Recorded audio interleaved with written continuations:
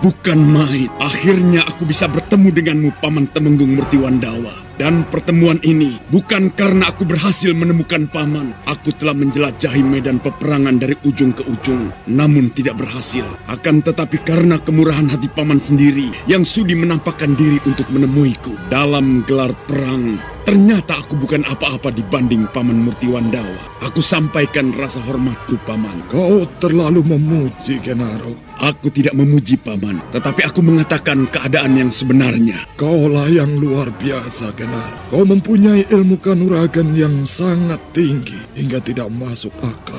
Boleh aku melanjutkan kata-kataku, Paman Murtiwandawa? Berbicaralah. Kediri telah berakhir. Aku akan mengukuhkan berdirinya sebuah negeri baru yang aku beri nama Singasari. Sementara Kediri tidak lagi menjadi pusat pemerintahan, melainkan suatu daerah yang mempunyai tingkatan sama dengan Pakuwon. Itulah Singasari, sebuah negeri yang baru yang diharapkan akan menjadi matahari terbit yang memberikan cahaya dan harapan baru. Akan kau jadikan apa Murtiwandawa di Singasari itu? Aku akan menempatkan Paman Murtiwandawa sebagai panglima perangku. Apa yang Paman tertawakan? Kau melihat apa yang aku genggam ini, Ken Arok? Di sebelah kiri adalah sebuah keris pusakaku yang aku andalkan, Kiai Kuda Ngerangin. Di sebelah kanan adalah sebuah tombak dengan landaian ala kadarnya, yang baru saja aku ambil dari medan peperangan. Namun mata tombaknya adalah senjata yang tidak bisa dianggap remeh. Dan kau lihat bagaimana pakaianku. Pakaiannya gini-gini. Tenang. Semua prajurit aku harap tenang.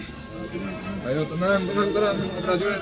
Apa arti yang kau lakukan itu, Paman Murtiwandawa? Aku akan menjadi Kumbakarna. Ken Arok menyadari bahwa ucapan itu pasti yang akan keluar dari mulut Sakyamurti. Dengan tenangnya sambil tersenyum, Ken Arok mencoba melunakkan hati singa tua dari Kediri itu. Tidak ada gunanya, Paman. Paman tidak perlu terlampau mengedepankan harga diri yang berlebihan. Mari kita lupakan perang yang baru saja terjadi. Perang itu terasa sangat pedih, meninggalkan banyak luka. Apakah Paman masih akan menambahinya? Sayang, Ken Arok. Aku melihat pasukanmu adalah pasukan kera. Dan aku melihat wajahmu sendiri adalah wajah kera yang sangat buruk. Mungkin kau adalah Hanoman. Mungkin kau adalah Sugriwa. Aku tidak berwajah kera, Paman Murtiwandawa. Aku adalah manusia. Kalau begitu, berperanlah kau sebagai Rama Wijaya. Maaf, Paman. Aku tidak menyenangi permainan seperti ini. Aku minta Paman bersedia memenuhi permintaanku. Tidak, Ken Arok. Aku akan mempertahankan negeriku yang akan dijarah ini dengan tumpahan darahku. Sekali lagi, Paman Murtiwandawa. Aku minta Paman mengendalikan diri.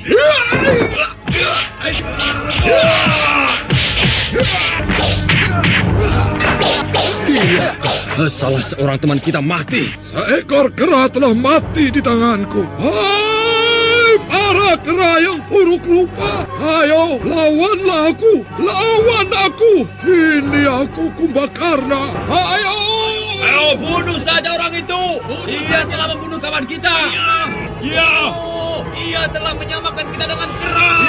Iya, kita bukan kera. Kita manusia. Ayo, bunuh saja. Ayo.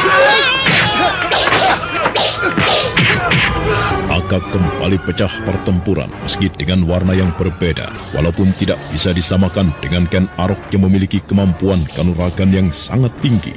Namun pada tataran kanuragan yang dimiliki oleh Sakyamurti adalah tataran yang cukup tinggi. Bagaikan banteng ketaton, Sakyamurti mengamuk.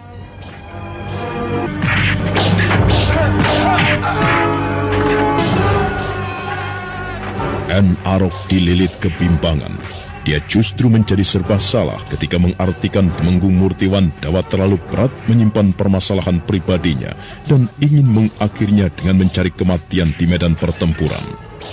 Ken Arok membiarkan pengeroyokan atas Temenggung Murtiwandawa itu beberapa saat lamanya. Korban mulai jatuh. Ayunan tombak Murtiwandawa telah mengail nyawa. Sebuah permainan yang semakin menarik. Dengan meminjam tubuh orang itu, aku bisa melibatkan diri di dalam kekacauan ini. Ken Arok, kau akan merasakan kepalamu serasa akan retak. Uma Durga berada di sini, Ken Arok. Uma Durga yang pernah kau kecewakan. Kau lihat, Ken Arok, sebuah banjir darah yang jauh lebih mengerikan daripada peperangan yang baru saja kau gelar bakal terjadi di halaman istana ini.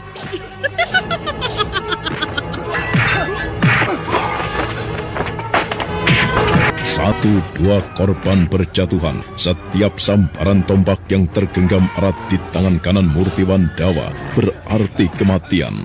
Sedangkan keris di tangan yang lain akan menuntaskan siapa yang berani menjangkau lebih dekat. Tetapi bukan berarti Murtiwandawa bisa berbuat seenaknya. Satu dua pula luka mulai menghiasi tubuhnya. Ken Arok masih diam terpaku di tempatnya. Melihat Ken Arok seperti kebingungan, Diposari segera melangkah mendekatinya. Ken Arok, kenapa kau biarkan? Menurutmu apa yang harus kulakukan, Diposari? Tentukan dulu apa yang kau kendaki atas orang itu. Kau inginkan dia mati. Kau bisa membunuhnya. Aku yakin kau dapat melakukan hal itu. Karena kau mempunyai kemampuan kanuragan yang tinggi, Ken Arok. Orang itu aku kenal. Aku mengetahui banyak masalahnya. Yang kita saksikan adalah orang yang bermaksud bunuh diri. Jika demikian, kau bisa melumpuhkannya tanpa harus membunuhnya. Kau pun dapat melakukannya, Ken Arok. Baiklah, aku akan melumpuhkannya. Nah, berbuatlah sesuatu. Berhenti! Berhenti semuanya! Para senopati dan prajurit yang mengepung Murtiwandawa segera berloncatan mundur dan mengambil jarak dengan sikap mengepung rapat-rapat. Pakaian Sakyamurti yang lebih terkenal dengan sebutan Murtiwandawa telah bernoda darah di sana-sini. Warna merah yang membasahi warna putih pakaiannya terlihat kontras sekali.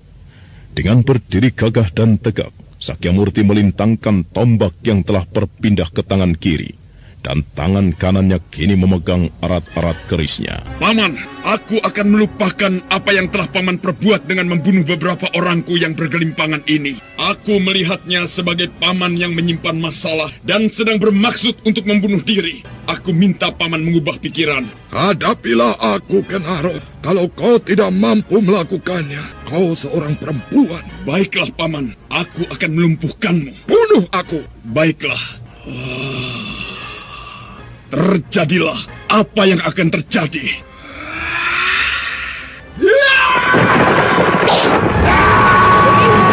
Matilah kau di tanganku, Ken Arok. Gila, apa yang baru saja kau lakukan kepadaku? Kau bisa melukai dadaku. Sebentar lagi, kepalamu yang akan lepas dari lehermu dan mayatmu akan menjadi onggokan yang tidak berharga. Ken Arok benar-benar terkesima. Dia tidak mengira dalam serangan pertama itu Tumenggung Murtiwandawa bisa bergerak sangat cepat dan bahkan melukai dadanya. Darah merah meleleh. Ken Arok benar-benar terkejut. Dia bingung memikirkan bagaimana Tumenggung Murtiwandawa itu mampu melakukannya. Demikian juga dengan orang-orang yang berada di sekelilingnya. Tidak hanya Rangga Lampitan, Rudra Bondo, Diposari, namun juga para senopati dan segenap prajurit yang mengepung Tumenggung Murtiwandawa. Namun lebih dari itu, yang tidak kalah kaget adalah Sakyamurti sendiri. Sakyamurti mengamat-amati tombaknya dan matanya melihat pada tombak ada darah yang segar. Darah Ken Arok. Bukan main. Benar-benar luar biasa. Gerakan Paman demikian cepat dan tidak terduga. Paman bisa melukai dadaku hingga berdarah. Tidak pernah ada orang yang mampu melakukannya. Tetapi Paman Murtiwandawa telah melakukannya. Sebuah nilai yang luar biasa. Patut berbanggalah, Murtiwandawa. Orang pertama yang mampu melakukan hal itu kepadamu, Ken Arok. Tetapi bagiku, itu tidak berarti apa-apa. Baru sangat berarti bagiku jika aku bisa membunuhmu. Nah, bersiaplah dan jangan kau remehkan aku. Aku akan menyerangmu. Jika kau tidak mengelak, aku jamin putus lehermu. Ken Arok benar-benar terkesima. Dia tidak pernah mengira jika Tumenggung Murtiwandawa mampu menyerangnya sedemikian cepat. Ken Arok tidak sempat menghindar. Bahkan kemudian dia terluka. Para prajurit Tumapel serta orang-orang yang pernah mengenal Ken Arok dan mengetahui tingkat ketinggian ilmu kanuragan yang dimilikinya menjadi terkejut. Bukan main. Apa yang bukan main, Ken Arok? Kau telah melukai dadaku, Paman. Apa yang aneh jika aku telah melukai dadamu? Di dalam perkelahian, saling melukai adalah hal yang wajar dan lumrah. Sebagaimana di dalam perang, saling membunuh juga lumrah. Itulah sebabnya kita melihat banyak sekali mayat-mayat berserakan di sekitar kita. Akan tetapi, baru paman seorang yang mampu melukai dadaku. Aku tidak merasa bangga hanya bisa melukaimu, Ken Arok. Aku akan merasa bangga dan akan kukenang sampai di alam kematianku jika aku bisa membunuhmu. Paman, sudahlah. Aku akan melupakan hal ini. Marilah kita akhiri perselisihan ini. Aku berharap paman tidak akan memperpanjang persoalan. Rupanya aku harus memaksamu, Ken Arok. Gila! Kenapa? Aku pernah mendengar kebesaran nama paman, dan ternyata yang aku lihat, nama itu jauh lebih besar lagi. Paman mempunyai kemampuan kanuragan yang sangat tinggi. Pantas, itu rupanya yang menyebabkan paman mampu melukai aku. Semua mata memandang dengan tatapan mata yang tegang tanpa diperintah. Di tempat itu telah terbentuk sebuah kalangan yang cukup luas untuk memberi keleluasaan bagi yang berperang tanding. Namun sementara itu, Ken Arok berdebar-debar. Ken Arok pernah mendengar Tumenggung Murtiwandawa memiliki kemampuan kanuragan yang sangat tinggi. Tetapi setinggi apapun kanuragan yang dimiliki oleh Tumenggung itu, pasti tidak akan melampaui dirinya. Tetapi ternyata dalam serangan pembuka, Tumenggung itu telah melukainya. Dan dalam serangan berikutnya, Ken Arok dapat mengukur betapa dahsyatnya bobot serangan itu. Aneh sekali. Dan ini merupakan sebuah kenyataan yang mengejutkan. Aku pernah bertempur dengan Ki Sabalangit, orang yang mempunyai ilmu kanuragan yang sangat dahsyat itu. Ilmu yang bagai mampu menghisap kanuragan lawannya untuk kemudian merampas dan memilikinya. Rupa-rupanya bobot serangan Paman Murtiwandawa tidak kalah dari Ki Sabalangit. Apakah memang benar demikian? Atau apakah orang ini telah menemukan guru baru yang membimbingnya mengalami loncatan kanuragan yang sedemikian jauhnya? Aku menjadi sangat penasaran. Aku ingin melihat apakah memang demikian. Hei, apa yang sedang kau renungkan, Ken Arok? Paman membuatku penasaran. Baiklah, Paman. Aku justru tergelitik ingin menjajal sejauh mana kemampuan kanuragan yang Paman miliki. Kita berperang tanding, Paman. Kau tidak perlu melakukan hal itu. Kau bisa memerintahkan kepada segenap prajuritmu untuk mengeroyokku. Tidak perlu. Yang terjadi ini adalah sebuah perang tanding. Dengarlah, wahai kalian semua. Tidak aku perkenankan kepada siapapun untuk ikut campur dalam perang tanding ini. Meskipun seandainya aku kalah dan bahkan mati. Kalian dengar semuanya.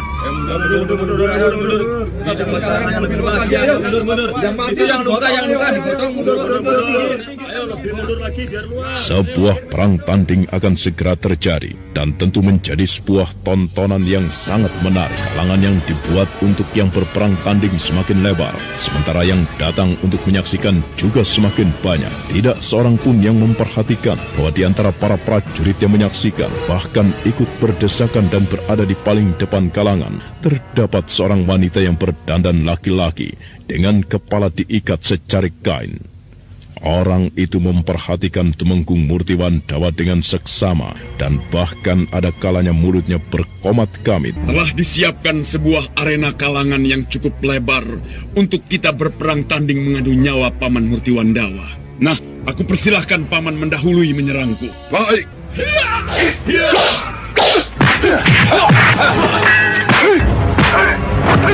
Dan pertempuran itu berlangsung dengan dahsyat serta amat mengejutkan.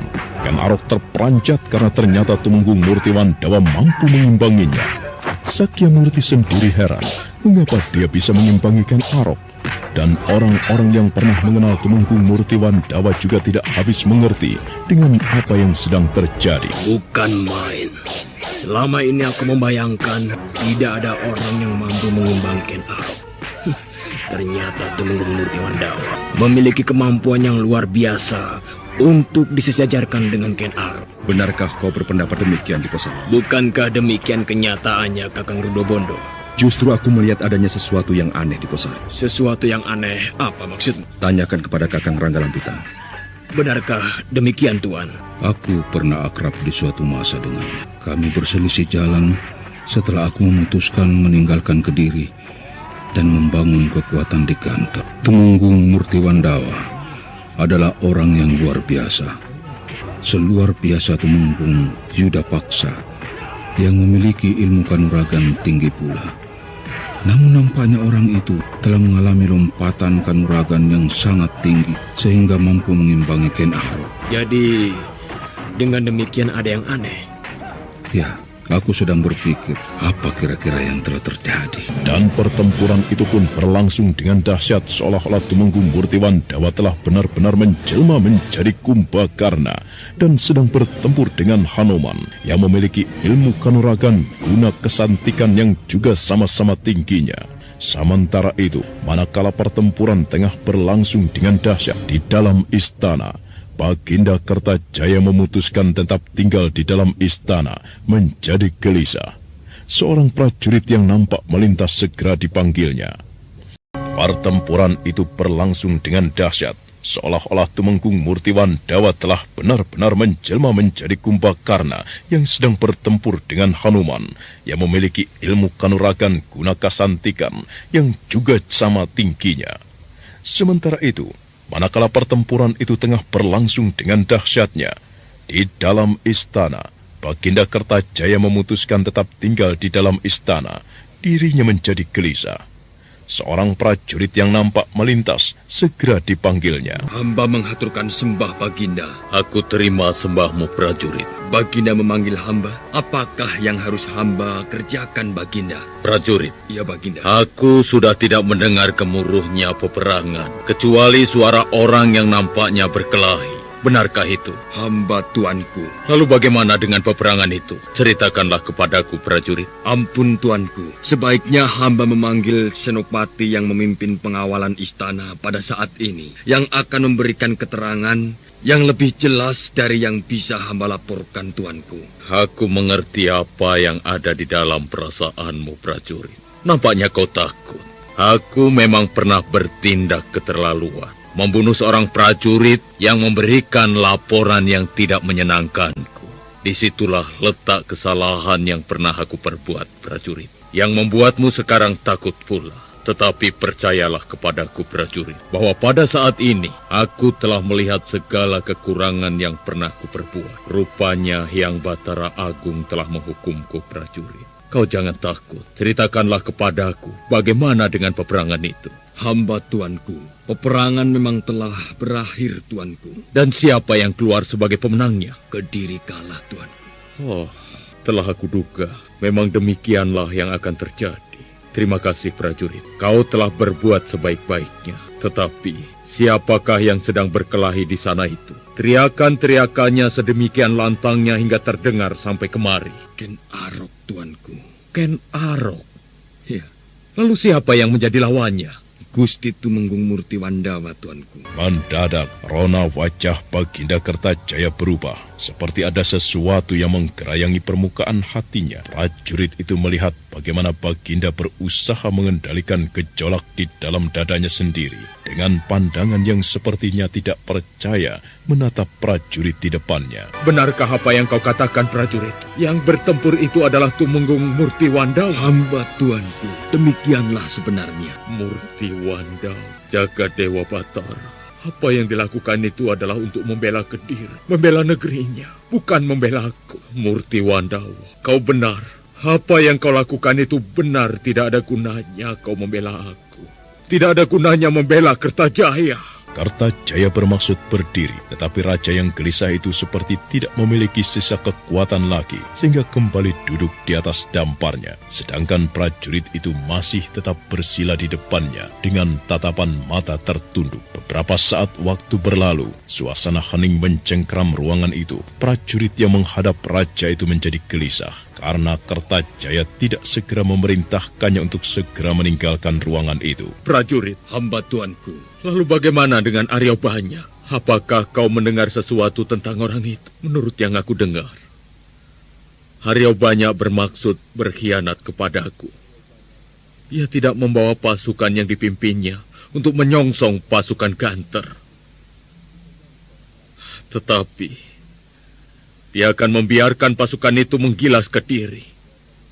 Benarkah berita itu, prajurit? Hamba tuanku, menurut yang hamba dengar, berita itu memang benar, namun sekarang Tumenggung Aryobanyak telah terbunuh, tuanku. Aryobanyak telah terbunuh? Hamba tuanku, Demikianlah yang terjadi. Pasukan Gantara yang dipimpin oleh Rangga Lampitan itu justru menyerang mereka. Pertempuran pun kabarnya telah pecah dan Tumenggung Aryo banyak terbunuh, tuanku. Jaga Dewa Batara. Batara Agung telah menjatuhkan murkanya ke atas bumi Kediri. Dan semuanya bersumber kepada kesombonganku. Kesombongan Kertajaya. Bagaimana dengan Permaisuri dan Sekar Kedaton yang melarikan diri, meloloskan diri dari istana? Apakah ada kabar mereka berhasil melakukan itu dengan selamat? Apakah kau mengetahuinya, prajurit? Mohon ampun, tuanku. Hamba tidak mengetahui jawaban dari pertanyaan tuanku. Karena sebenarnya lah, hamba belum mendengar berita apapun tentang Tuan Putri Permaisuri dan Tuan Putri Sekar Kedaton. Prajurit, hamba Baginda.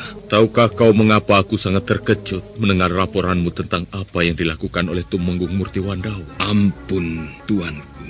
Hamba tidak mengerti. Karena kesalahan yang diperbuatnya, aku pernah menjatuhkan perintah untuk memburunya. Menumpas dengan segenap keluarganya. Tetapi apa yang terjadi sekarang? Tumenggung Murtiwandawa justru bertempur menghadapi Ken Arok. Menghadapi musuhku. Semakin terbuka mata hatiku. Semakin terbelejeti jantungku, prajurit. Yang Batara Agung telah membuka mataku sekarang. Justru di saat Kediri sedang runtuh. Di saat Sandiakala Ning Kediri, kesombongan Kertajaya, keangkuhannya runtuh. Prajurit, hamba.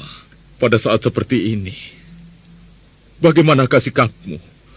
Apakah kau ingin tetap mengabdi kepadaku? Jangan bingung, prajurit. Kau memang terlampau kecil untuk dibandingkan dengan Tumenggung Murtiwandawa. Kau tidak perlu membuta mengabdi kepadaku. Kau mempunyai anak dan istri, bukan? Hamba, tuanku. Hamba memang mempunyai anak dan istri. Berapa istrimu? 3, tuanku. 4 anak hamba. 3. Kau terlampau banyak memiliki istri, prajurit. Tetapi jika kau sampai terbunuh di dalam peperangan, tentu tidak akan ada yang mengurusi mereka. Mereka akan bisa mendapatkan suami lagi, tuanku. Apakah dengan demikian kau memang berkeinginan mati? Tidak, tuanku. Hamba tentu berkeinginan memiliki umur panjang. Baiklah, terima kasih untuk segala keterangan yang kau berikan kepadaku, prajurit. Dan sekarang, aku perkenankan kau meninggalkan ruangan ini.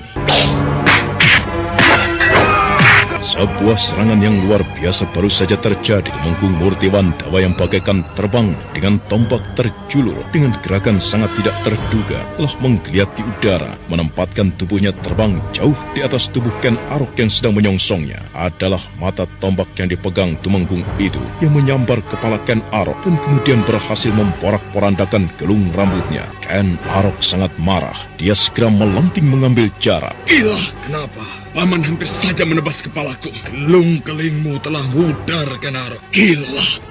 Selanjutnya, kepalamu yang akan kukail, Ken Arok. Aku tidak telaten dengan pertempuran ini, Paman.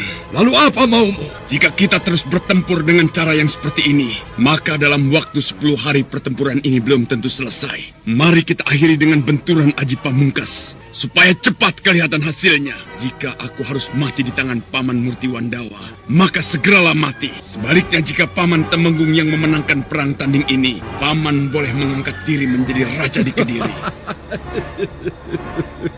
Sayang sekali, aku tidak berminat. Berminat atau tidak, mari kita mengadu Aji Pamungkas. Baik, aku akan layani keinginanmu. Sebenarnya lah, jantung semua yang menyaksikan peristiwa itu berdebar-debar. Semua mata bagaikan melotot, tidak ingin kehilangan peristiwa yang tentu sangat luar biasa. Dalam pada itu, perempuan yang mengenakan ikat kepala di kening dan berdandan seperti lelaki dan tidak menarik perhatian itu, nampak berkomat kamit mengucapkan sesuatu yang hanya dimengerti oleh dirinya sendiri. Tanpa setahu siapapun, perempuan tua itu dengan cara yang hanya diketahuinya sendiri mengendalikan Tumenggung Murtiwandawa. dan Ken Arok telah berjalan mundur. Dia kemudian mengaum.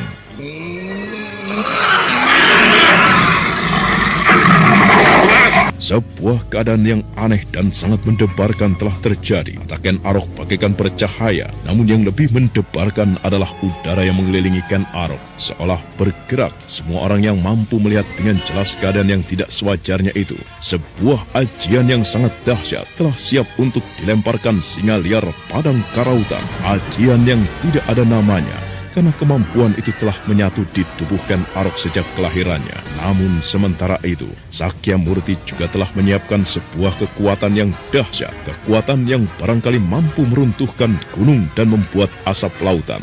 Namun tiba-tiba saja, Tumenggung Murtiwandawa telah bergerak sangat cepat. Tubuhnya berputar bagaikan sebuah gasing. Dan ketika berhenti, telah menyiapkan sebuah sikap yang mendebarkan. Tangan kanannya mendekap kening. Ken Arok berdesir. Dia mengenali sesuatu dengan sikap itu, namun terlambat.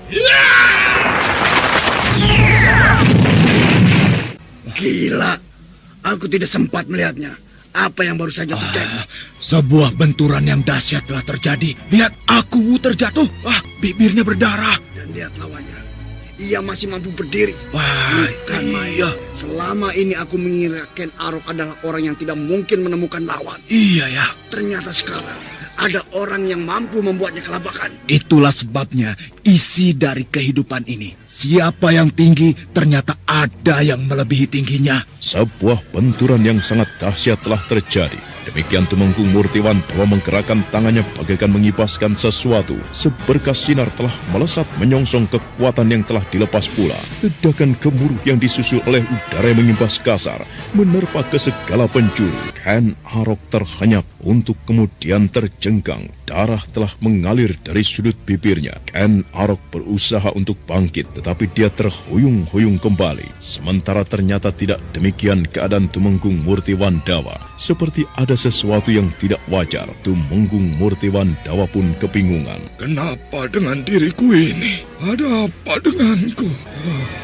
Ada apa dengan diriku ini? Jangan melawan Tumenggung Murtiwandawa. Jangan melawan. Kau harus menuruti segala perintahku.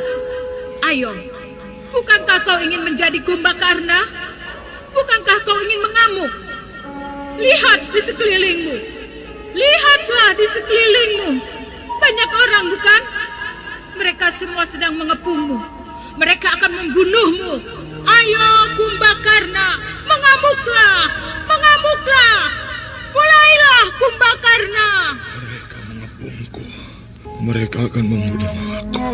Mengamuklah. Ya, mengamuklah. Bukankah kau sedang mencari kematian dengan cara terhormat?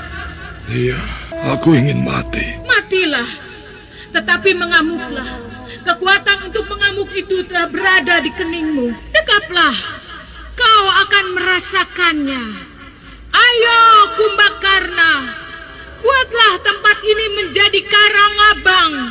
Buatlah sebuah banjir darah. Lakukan saja. Jangan ragu-ragu.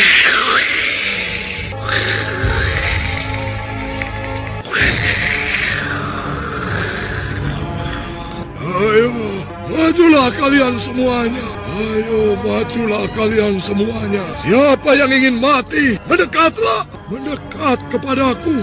Aku remukkan kepalamu. Bagaikan raksasa yang sedang melakukan triwikrama, Tumenggung Murtiwandawa menggeram.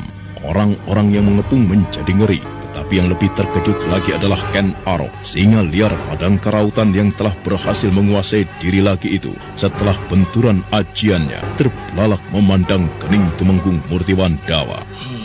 Uma Durga para Bandari. Gila, tanda aneh berwarna merah itu menunjukkan bahwa Paman Murtiwandawa berada di dalam pengaruhnya. Wah, pantas. Ia telah menjadi raksasa mengerikan. Kekuatannya bagaikan kekuatan iblis yang baru saja naik dari dasar neraka. Ayo, Maju kalian semuanya. Maju. Paman Murtiwandawa. Sadar Paman telah dikuasai Durga. Paman. Panturan aji pamungkas antara Ken Arok dan Tumenggung Murtiwandawa berlangsung dengan sangat dahsyat. Ken Arok terpental dan mulutnya mengalirkan darah segar. Tetapi oleh ketahanan tubuhnya yang luar biasa, Ken Arok mampu segera bangkit kembali. Namun demikian yang lebih mengejutkan Ken Arok adalah keadaan Tumenggung Murtiwandawa. Pada kening orang itu nampak sebuah noktah kemerah-merahan. Maju kalian semuanya. Ayo majulah, hadapi aku. Aku antarkan kematian kalian untuk menjadi santapan para hantu penghuni dasar neraka. Ayo, majulah kalian semuanya. Paman, tunggu. Di kening Paman ada sebuah tanda merah. Paman telah dikuasai Durga. Kau sedang bicara apa, anak muda? Paman Murtiwandawa, Paman telah dikuasai Durga. Paman melakukan semua ini di luar kesadaran Paman. Cobalah Paman renungkan hal itu. Usahakan Paman menguasai diri. Paman, sadarlah. Paman telah dikuasai Durga. Paman Murtiwandawa harus menguasai diri. Kalian semua telah mengepungku. Kalian semua tentu akan membunuhku. Ayo, kalian semua telah mengepungku. Kalian tentu akan membunuhku. Apa kalian pikir aku akan takut menghadapi kalian? Ayo, maju. Majulah kalian semuanya. Paman, sadarlah. Paman, sadarlah. Paman tengah tidak menyadari keadaan. Paman harus menguasai diri.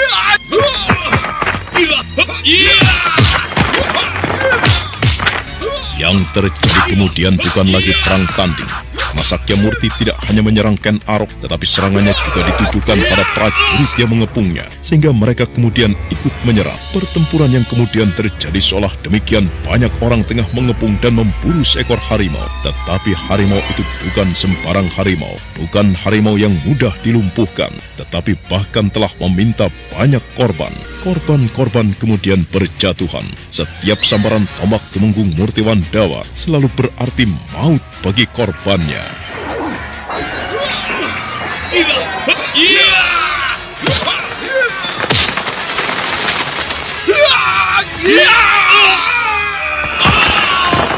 Gila, aku tidak boleh membiarkan hal ini begitu saja. Apa boleh buat? Paman Murtiwandawa tidak mungkin disadarkan. Aku tentu tidak akan membiarkan korban yang jatuh terus bertambah. Nampaknya telah menjadi takdir. Orang itu akan mati dengan cara seperti ini. Aku tidak boleh merasa ragu-ragu. Aku harus melumpuhkannya.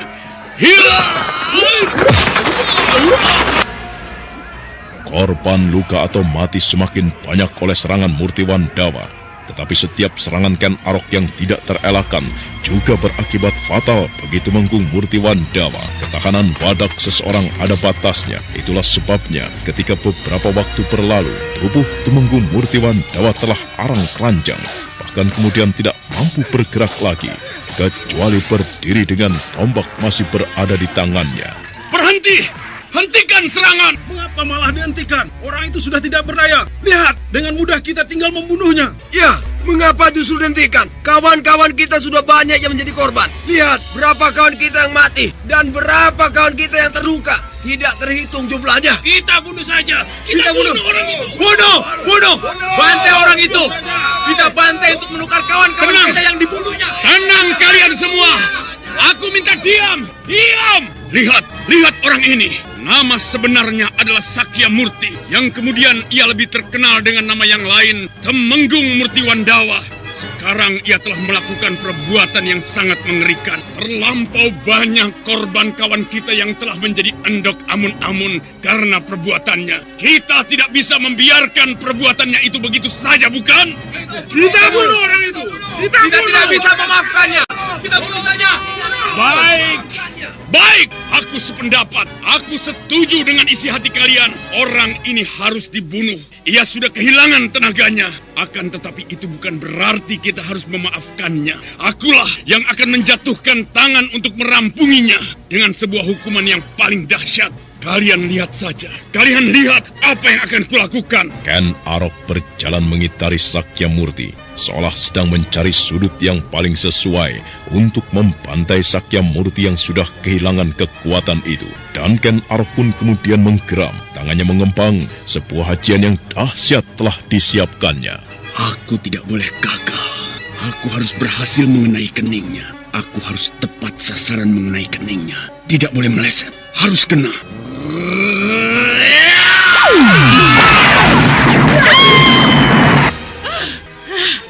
Keparat kau, Ken Arok. Keparat kau berdebah. Laknat setan kau, Ken Arok.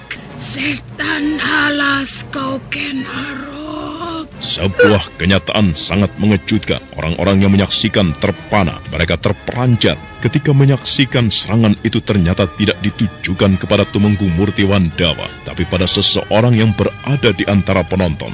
Dan orang itu memakai ikat kepala di kening, berdandan seperti lelaki. Ternyata menilik suaranya, orang itu adalah seorang perempuan. Kok jadi begini? Ada apa ya? Aku sendiri tidak tahu.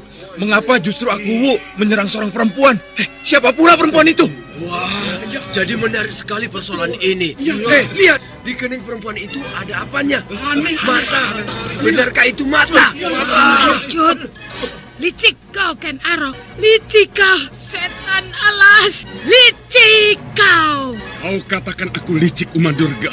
Kau sendiri, apa yang kau lakukan, Uma Durga? Kau telah memperalat Temenggung Murtiwandawa untuk memuaskan nafsu kebinatanganmu. Orang itu memang harus mati. Ia adalah orang yang menjadi induk garis keturunan dari bayi yang akan menjadi sandungan langkahku. Mati baginya adalah hal yang seharusnya. Aku pikir kaulah yang seharusnya mati di sini, Uma Durga. Setinggi apapun ilmu kanuragan yang kau miliki, akan tetapi menghadapi aku dengan sedemikian banyak orang-orangku, apa yang bisa kau lakukan? Apa yang bisa aku lakukan? Hah?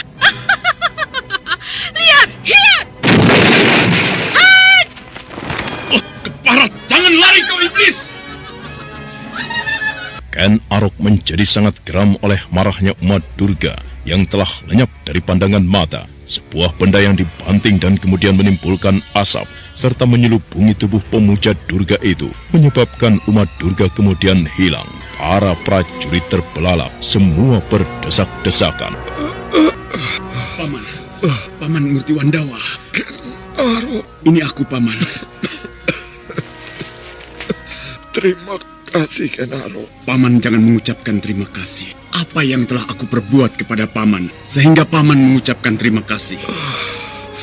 Aku merasa aku telah melakukan kewajibanku dengan baik. Semoga Yang Batara Agung berkenan mengampuni segala perbuatan yang pernah aku perbuat. Ken Arok, aku merasa telah menjadi Kumbakarna. Terima kasih. Paman. Aku sudah tidak kuat lagi. Sepertinya aku akan segera mati. Bersediakah kau menolong? Paman, aku akan memanggil seorang tabib yang mumpuni. Paman akan segera diobati. Jangan membohongi diri sendiri, Ken Arok. Kau tahu keadaanku, dan kau tahu pula apa artinya. Aku tidak mungkin bertahan hidup lebih lama lagi. Aku tidak mempunyai waktu cukup banyak, Ken Arok. Baiklah, Paman. Katakanlah. Temui istriku serta anakku, Warapalupi. Ceritakan apa yang telah aku alami. Aku telah mendalui pergi menghadap Hyang Batara Agung. Kemudian Kameswara, katakan kepada Kameswara dan Pinaka, aku minta maaf. Aku bukan ayah yang baik. Aku telah menyia-nyiakan mereka. Ya, aku buang ketika masih bayi karena aku mengira ia lahir dari buah serong yang dilakukan oleh istriku. Ternyata wajahnya yang sangat mirip aku menjawab semuanya. Ya, benar, anak kandungku. Kemudian Pinaka Swasti Ratu. Aku benar-benar iblis yang paling terkutuk. Aku telah memperkosa seorang gadis calon istri adikku sendiri. Perempuan itu kemudian hamil dan melahirkan bayi. Dia, Pinaka, belum sempurna dalam aku berbuat terkutuk. Aku bahkan telah membunuh Galuh Urang, adikku sendiri, yang telah membesarkan Pinaka. Pinaka tidak akan mengampuni aku. Katakan kepadanya, Ken Arok, aku telah menebus semua perbuatan biadab itu dengan kematian. Ken Arok. Paman. Nafas itu telah terhenti. Sakyamurti atau Tumenggung Murtiwandawa telah pergi untuk selamanya. Kepalanya terkulai di pangkuan Ken Arok. Ada sebuah desir yang menggerataki dada Ken Arok yang menyebabkannya untuk beberapa saat lamanya Ken Arok termangu. Suasana pun kemudian menjadi hening. Paman Murtiwandawa, Paman Sakyamurti, Paman. Dia sudah pergi, Ken Arok. Yang Batara Agung telah berkenan memanggilnya dengan sebuah cara yang terhormat. Uma Durga keparat iblis. Aku tidak akan mengampunimu, Uma. Kau tidak mempunyai tempat untuk lahir dan hidup kembali di dunia ini. Kau tidak akan lepas dari tangan Ken Arok. Kemanapun kau bersembunyi, Paman Murtiwandawa, tidurlah Paman dengan tenang. Aku akan membalaskan apa yang telah kau alami, Paman. Aku berjanji, Paman, perempuan pemuja Batari Durga itu tidak akan mendapatkan tempat di dunia ini. Percayalah, Paman. Ken Arok, sudahlah, biarlah para prajurit akan mengurusi jasadnya. Ya, ia layak mendapatkan penghormatan Kakang Ranggalampitan. Ia seorang prajurit sejati. Temenggung Murtiwandawa bukan orang sembarangan. Kita harus menyelenggarakan penghormatan kepadanya. Kematiannya harus diantarkan dengan puja dan puji, serta doa para Brahmana dan para suci. Aku menghendaki jasad Paman Temenggung Murtiwandawa diperabukan.